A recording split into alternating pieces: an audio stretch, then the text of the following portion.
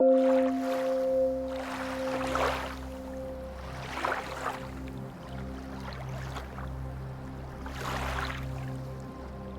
dear friends. Cat Bone, going to share a cat tale about a monastery in Canada, in BC, called Birken. It's very near Kamloops. I had just returned from 3 years away. I spent pretty much 2 years in India. I did have to leave a couple times for visa runs, we call it. Ran out of money and taught English for a year in Taiwan. And then I came back. I came back to the city where I live in Canada, and I lasted maybe a week, and I was unsettled, very ungrounded, reverse culture shock. I couldn't settle in at all. I didn't feel comfortable. I know about the monastery in BC and decided to take a venture there and spend time grounding, returning, associating with my home country and how different it is from Asia. I had also arrived very sick, so that was also a little bit of an opportunity.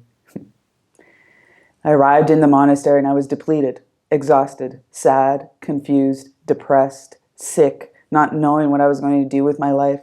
Really, I had a backpack and I was used to that. And then I walk into a grocery store in Canada and there's more choices than I've seen in years. For me, every fruit and vegetable was perfect when I was used to buying fruits and vegetables from the streets in Asia in the markets, and they just were from the garden, from the farmers, and so it was really difficult. My first few days I slept, and then I would spend some time with the abbot. It's in the Thai tradition that it would be who runs the monastery, and I cried and just shared, I don't know what I'm doing. I'm sick, I'm tired, I don't know what I'm doing.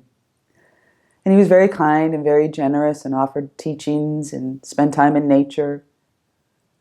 And then about the fourth day, very skillfully, after kind of morning chanting and sitting, he looked at me and just kind of pointed, gestured for me to come here. He took me outside and he said, I want you to make a labyrinth. I want you to move these rocks. So I did. I started on this day and I continued to move rocks. When that little labyrinth was slightly finished, he then said, I want you to move those rocks over there. I want a flower garden. And this continued on for about a week or so. I was at the monastery for almost 3 weeks. And so this was my practice. Looking back on it, how skillfully he offered me to move rocks, to be outside in nature, to get out of my head. Yes, I was sick. Yes, I was tired. Yes, I was confused. Yes, I didn't feel I belonged. Yes, I didn't know what I was doing with my life. But he offered me skillful means to move rocks. And I mean a lot of rocks. I moved a lot of rocks. It reminds me of a few different teachings actually within the Buddhist lineage of different masters offering, building temples to their students.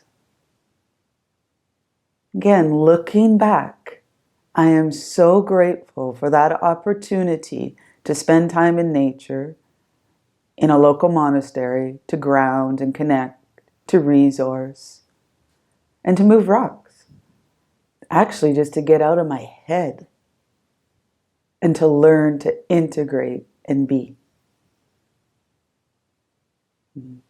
Thank you.